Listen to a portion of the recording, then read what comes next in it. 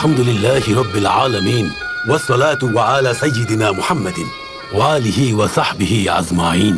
রাসূল করিম হযরত মুহাম্মদ সাল্লাল্লাহু আলাইহি ওয়াসাল্লামের জীবনাদর্শ, যিনি ছিলেন শ্রেষ্ঠ মানব। নিজেকে পাপ থেকে বিরত রাখার জন্য তার জীবন কাহিনী জানা সবার ভীষণ জরুরি। হযরত মুহাম্মদ সাল্লাল্লাহু আলাইহি ওয়াসাল্লাম ইবনে আব্দুল্লাহ ইবনে আব্দুল মুত্তালিব ইবনে হাশিম ইবনে আব্দে মানাফ ইবনে কুসাই ইবনে কিলাব ইবনে মুরাহ ইবনে কাব ইবনে লুই ইবনে গালিব ইবনে ফাহার ইবনে মালিক ইবনে নাদর ইবনে কিনানা থেকে শুরু করে আদনান পর্যন্ত, এবং তার অনেক বছর পর আল্লাহর প্রিয় বান্দা সাইয়্যিদিনা ইসমাইল আলাইহিস সালাম, যিনি সাইয়্যিদিনা ইব্রাহিম আলাইহিস সালামের পুত্র, তার কাছে পৌঁছায়। বলা হয়ে থাকে আব্দে মানাফের পুত্র হাশিম একজন সুদর্শন এবং সাহসী মানুষ ছিলেন, আর তিনি অনেক সম্মানও অর্জন করেছিলেন। অন্য ভাইদের মতো তিনিও বণিক ছিলেন। তার সময় মক্কা ছোট শহর থেকে ব্যবসার একটি গুরুত্বপূর্ণ জায়গায় রূপান্তরিত হয়েছিল। তখন তিনি কজন রোমান রাজার সাথে দেখা করেছিলেন, যারা তাকে পছন্দ করেছিলেন।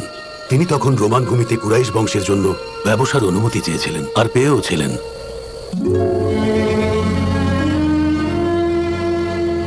এরপর হাশিম যখন এই সুখবর নিয়ে পবিত্র মক্কায় ফিরলেন, তখন সমগ্র আরব তার প্রশংসা করেছিলেন, এবং আরবীয় নেতাদের কাছ থেকে বড় বড় সওদা নিয়ে আশাম থেকে মক্কা আসেন। কুরাইশদের দুটি ব্যবসায়িক ভ্রমণ হয়, সেই বর্ণনা পবিত্র কোরআনুল কারিমে আছে। হাশিমের ভাইয়েরাও তার পথেই হাঁটে। তারা আবিসিনিয়া থেকে শুরু করে ইয়েমেন ও আলহেরায় ব্যবসায়িক ভ্রমণ করেন। এরপর থেকে তারা বছরে দুবার ব্যবসায় বের হতেন, শীতকালে আসামে এবং গ্রীষ্মকালে ইয়েমেনে। এখানে হাশিমের একটা গল্প আছে। একজন রোমান রাজা তার সাথে নিজের কন্যার বিয়ে দেওয়ার প্রস্তাব দেন, তাই তিনি গাজ্জাহতে চলে যান এবং সেখানেই মৃত্যুবরণ করেন। তারপর থেকেই এটি গাজ্জাহ হাশিম নামে পরিচিত। হাশিমের বিয়ে হয়েছিল মক্কা শরীফে। সেখানে তার 3 পুত্র ছিল, নাদলা, আবু সাইফি এবং আসাদ।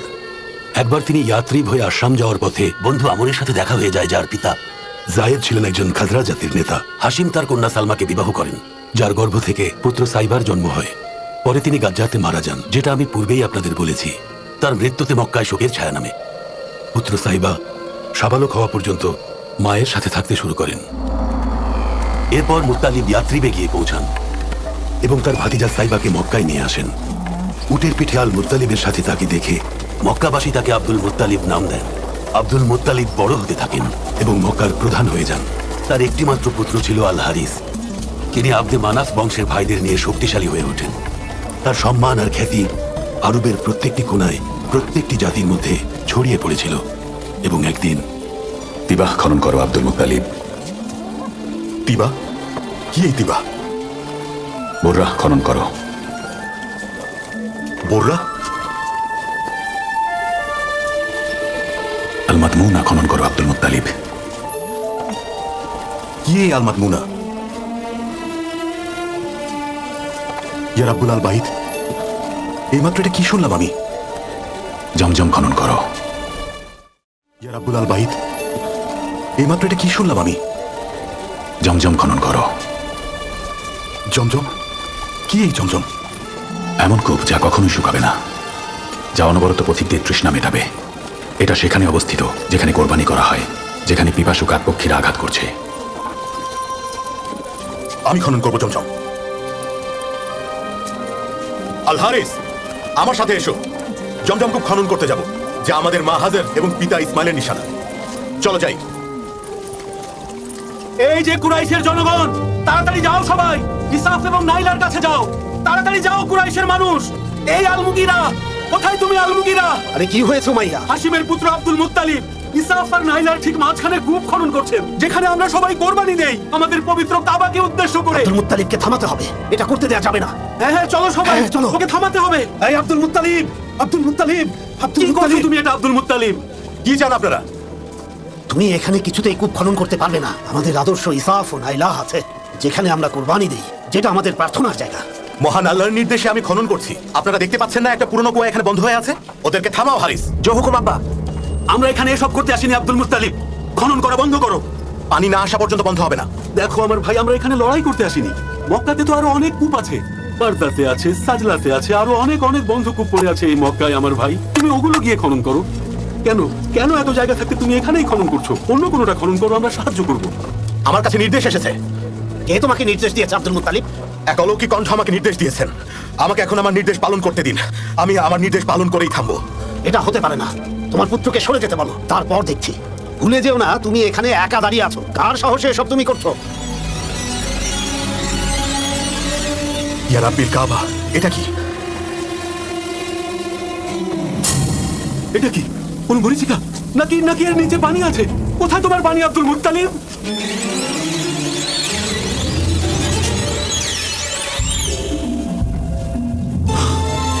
গুপ্তধন, এগুলো জুরহুমে মক্কা থেকে যাওয়ার সময় রেখে গেছে। এখানে দুটো সোনার হরিণ আর 7টা স্বর্ণের তলোয়ার আছে, স্বর্ণের ঢালও আছে।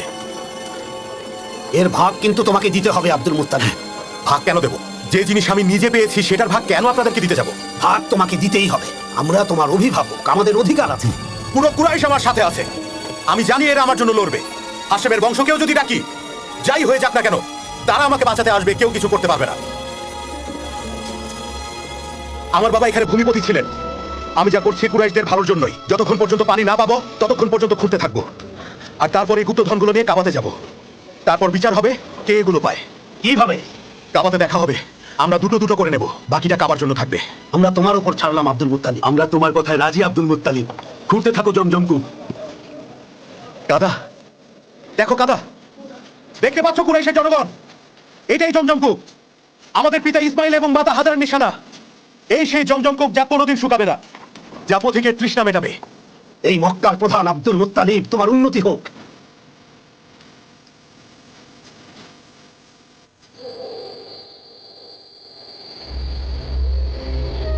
এরপর আব্দুল মুত্তালিব জমজম থেকে গুপ্তধন নিয়ে কাবাতে চলে গেলেন, যেখানে ভাগ্যের পরীক্ষা হয় তীরন্দাজের দ্বারা। এরপর সেখান থেকে তিনি দুটো সোনার হরিণ জিতে আল কাবার দরজায় লাগান এবং স্বর্ণ দিয়ে পবিত্র কাবার তালা চাবি বানান। এরপর আব্দুল মুত্তালিব কূপ খননের সময় নিজ বংশের মানুষের ব্যবহার দেখে দোয়া করেন আল্লাহ তাআলা তাকে 10টি পুত্র সন্তান দান করলে তিনি একটি পুত্র কুরবানি করবেন।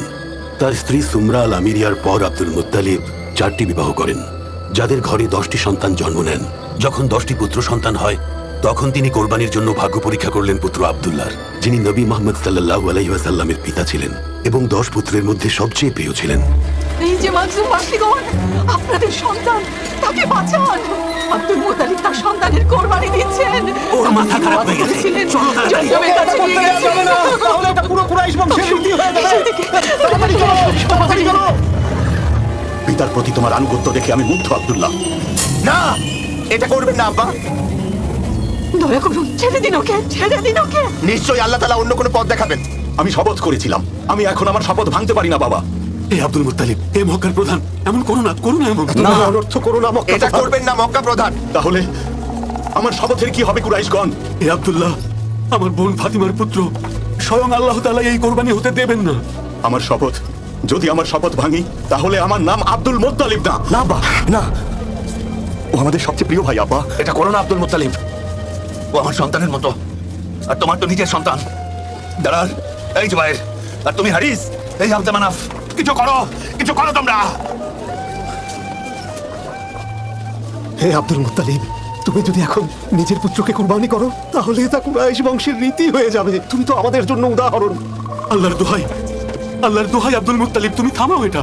এর বদলে কি চাও বলো, আমরা আমাদের সমস্ত সম্পদ দিয়ে দেবো। এটা করো না। আপনারা কি বলেন কুরাইশগণ? এখানকার প্রধান আব্দুল মুত্তালিব কি কখনো তার দেয়া ওয়াদা ভঙ্গ করতে পারে? তার কাছে দেয়া ওয়াদা যিনি আমাকে পথ দেখিয়েছিলেন জমজম কূপ খনন করার, সেই জমজম যা মানুষের তৃষ্ণা নিবারণ করছে। শোনো সবাই, চলো আমরা আল হিজাজে যাই। ওখানে একটা উপায় হবেই। ওখানে একজন আছে যার কাছে জিন থাকে। তিনি যদি বলেন যে কোরবানি দাও, তাহলে দিয়ে দিও। কিন্তু এমনও তো হতে পারে উনি আমাদেরকে অন্য কোনো উপায় বলে দেবেন, তাহলে সেটা মেনে নিও। আল্লাহ সাক্ষী আছেন, আব্দুল্লাহ আমার সবচেয়ে প্রিয় পুত্র। যখন ওকে আমি বললাম নিজের ওয়াদা রাখতে, ওকে আমার কোরবানি দিতে হবে, সে বলল বাবা আপনার কথা রাখতে আমি কোরবানি হতে রাজি, নিয়ে যান আমাকে। আমার পুত্রেরা, আল হিজাজে যাওয়ার ব্যবস্থা করো তোমরা। হয়তো ওখানে গেলে একটা উপায় খুঁজে পাবো। ইয়া রাব্বুল কাবা, বাঁচান আব্দুল্লাহকে। আমার চুলের পরিমাণ স্বর্ণ এবং রূপা সদকা দিব। ইয়া রাব্বুল কাবা, বাঁচান আব্দুল্লাহকে। আমি আমার চুলের পরিমাণ স্বর্ণ এবং রূপা সদকা দেব।